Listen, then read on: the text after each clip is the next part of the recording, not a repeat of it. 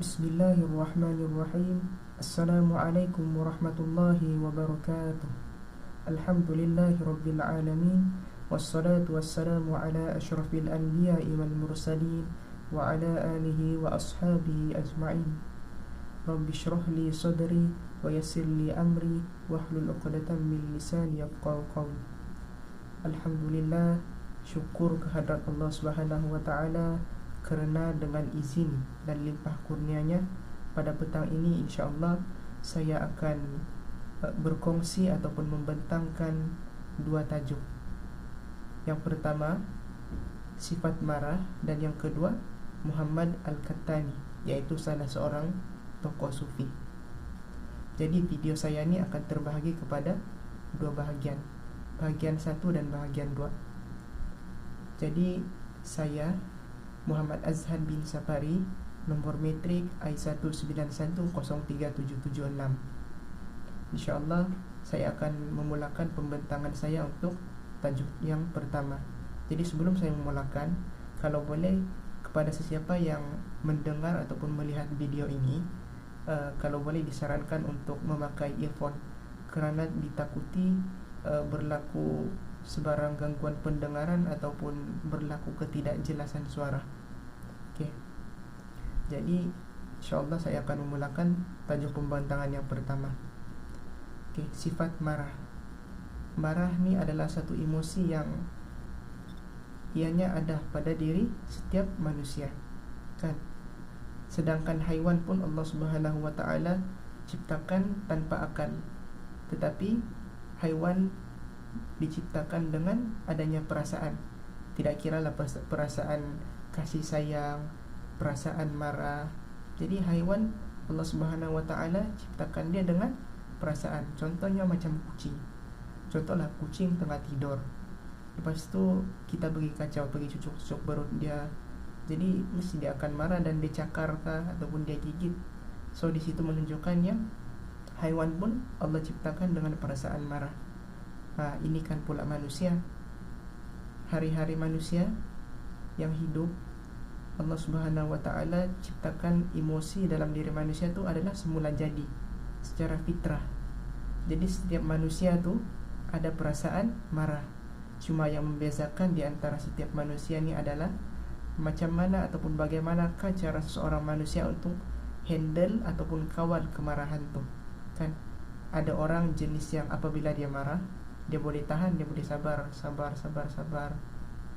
Tapi ada orang yang marah dan waktu dia marah tu dia akan lepaskan semua.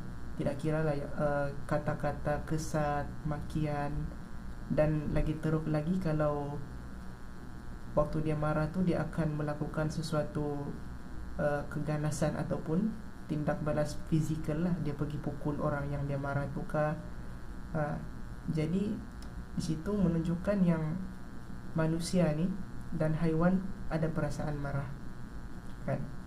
Jadi marah ni dia terbahagi kepada beberapa bahagian lah. Ada orang yang marah, cepat marah dan cepat reda kemarahan tu. Ada orang yang lambat marah dan cepat hilang ataupun reda kemarahan tu. Ada orang yang lambat marah dan lambat hilang kemarahan tu. Ada orang yang cepat marah dan kemarahan dia tu akan hilang dengan lambat. Jadi di antara 4 bahagian ni, yang terbaik adalah orang yang lambat marah dan cepat hilang kemarahannya. Jadi kita pergi kepada definisi marah. Apakah itu marah, kan? Jadi dalam secara definisinya, marah ni dalam bahasa Arab iaitu ghadab, yang bererti gusar, jengkel, muak dan sangat tidak senang kerana diri diperlakukan tidak sepatutnya. Okey, dalam kitab Ihya Ulumuddin, marah adalah sekam yang tersimpan di dalam hati seperti bara tersembunyi di sebalik abu. Boleh jadi ia merupakan api yang darinya syaitan diciptakan, kan? Okey, itu dari kitab Ihya Ulumuddin, karangan Imam Al-Ghazali. Tapi kita pergi tengok seorang sarjana barat, iaitu David Doff. Dia mendefinisikan marah ni sebagai suatu emosi yang memiliki ciri-ciri aktiviti sistem saraf simpatetik yang tinggi dan adanya perasaan tidak suka yang sangat kuat yang disebabkan adanya kesalahan yang mungkin nyata salah ataupun mungkin tidak. Itu dari definisi marah. Oke, marah. Kita pergi kepada faktor marah. Jadi marah nih, dia terbagi kepada beberapa faktor. Yang pertama faktor fisikal, kan? Jadi yang pertama kemungkinan keletihan yang berlebihan. Oke, kita balik kerja mesti letih kan? Jadi letih, mau rehat apa semua. Tiba-tiba time mau rehat tuh berlaku gangguan. Contoh macam bising, jiran sebelah bising pasang lagu kuat-kuat. Mesti waktu tuh kita akan marah, ya apalah jiran nih, orang mau rehat pun bising, tidak memahami perasaan jiran. Oke. Lepas itu yang kedua, zat-zat tertentu yang boleh menyebabkan kemarahan. Contohnya jika otak kurang mendapatkan zat asam akan menyebabkan orang tersebut mudah untuk marah. Ini zat asam lah. Kalau kurang, seseorang tuh dia cepat untuk marah. Dan yang ketiga, hormon alat kelamin mampu mempengaruhi kemarahan seseorang. Ini senang bagi contoh wanita. Wanita kalau dia tengah haid kan mesti emosi dia tidak stabil, cepat marah, sikit-sikit baru ni sikit bergurau sikit start dah macam apalah kacau apa semua ni. Jadi wanita sewaktu dia haid dia sangat sensitif. Oke, seterusnya kita pergi kepada faktor kepribadian. Ini faktor dalam diri kita sendirilah. Jadi dalam diri seseorang manusia nih ada sifat ujub. Oke, jadi ujub nih kita lebih kurang macam bangga diri. Kita bangga dengan diri kita. Jadi suatu hari nanti contoh kalau seseorang yang ujub nih dia dikritik kan, dia ingat dia yang terbaik, tapi bila dia dikritik dia macam tidak boleh terima apa kritikan itu dan dia akan marah. Itu yang first. Lepas itu yang kedua, perdebatan atau perselisihan. Nabi SAW sendiri pun kata kalau boleh elakkan perdebatan. Ada debat yang bagus, yaitu debat yang kita ingin mencari kebenaran. Tapi yang masalah ataupun salah nih, debat yang ingin membuktikan yang kita saja yang betul. Kita tidak boleh terima pendapat orang lain. Dan yang terakhir adalah bergurau senda. Ini banyak sangat zaman sekarang orang bergurau senda tidak mengikut tempat kan. Dia pikir dia memang niat bergurau, tetapi dia tidak ingat yang gurauan dia tuh sangat berlebihan dan melukakan hati orang lain. Oke, jadi kita pergi kepada peringkat marah. Dia terbagi kepada 3 peringkat, yaitu yang pertama berlebihan, berkurangan, dan seimbang. Antara 3 peringkat ini yang terbaik adalah seimbang. Jadi kita pergi kepada peringkat yang pertama, yaitu berlebihan. Yang ini adalah kemarahan yang berlebihan, yang sikit-sikit marah, benda tidak kena sikit marah, padahal benda kecil ya pun. Lepas itu peringkat yang kedua yaitu berkurangan. Yang ini pula ada masalah sikit, orang buat apa-apa dekat dia pun dia tidak marah.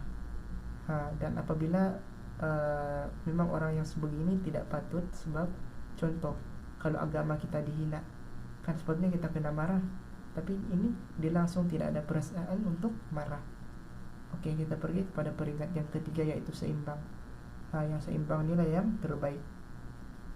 Ketika marah ini terpancing suasana yang mengharuskan agar dia melakukan pembalasan dengan segera, tetapi dia redha, mengharuskan agar berkelakuan baik. Oke, jadi cara untuk mengendalikan marah. Seterusnya antara cara-caranya adalah yang pertama sekali terapi agama. Lepas itu terapi dengan amal perbuatan. Kita istighfar.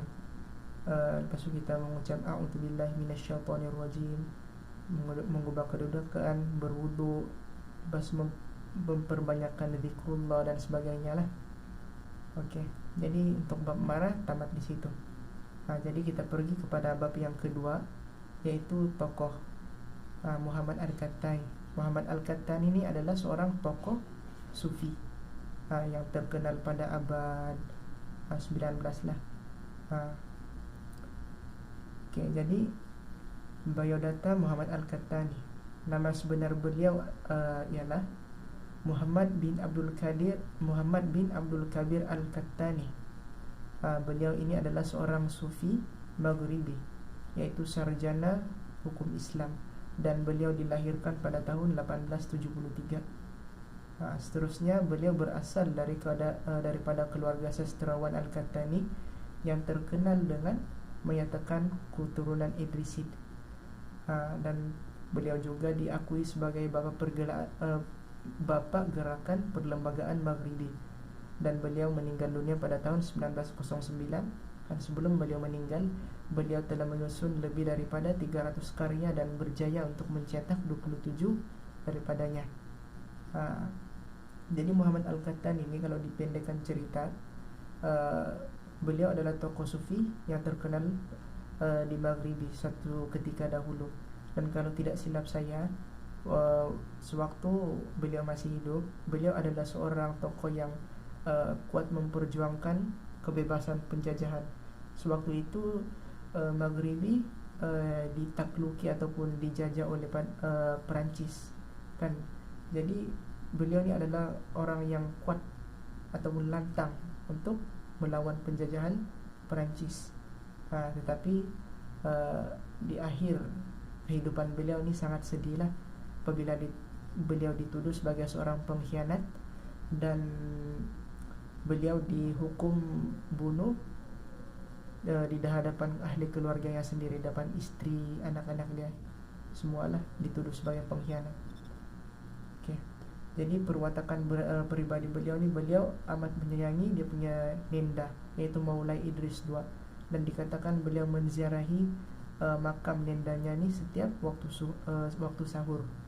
Jadi beliau ni seorang yang sangat mencintai ilmu, seorang yang bijaksana dan cerdas. Jadi kita pergi kepada pendidikan Muhammad Al-Qattani. Yang pertama, beliau mendaftar dalam kutab untuk belajar Al-Quran, menghafalnya ketika masih muda. Seterusnya dia bersekolah di University Al-Qarawiyyin dan beberapa sekolah lain di Fes. Ayahnya yang memperkenalkan ilmu tasawuf dan membacakan buku Ibnu Arabi kepada beliau.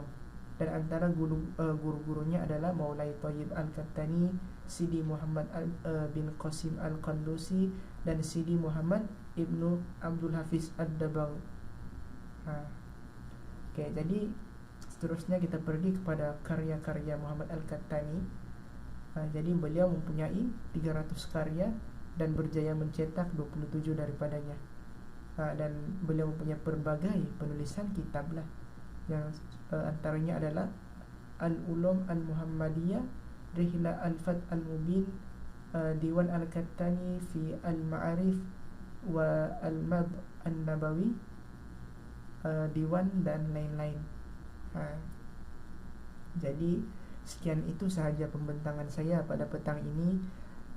Apa yang baik itu datang daripada Allah Subhanahu wa Ta'ala, dan apa yang buruk itu datang daripada Allah, tetapi disandarkan kepada diri saya yang lemah ni. Jadi saya meminta maaf seandainya terdapat perkataan yang mengguris hati para pendengar, dan kalau ada sedikit yang tersalah, tolong perbetulkan di komen di bawah lah. Sekian, wabillahi taufiq wal hidayah. Assalamualaikum warahmatullahi wabarakatuh.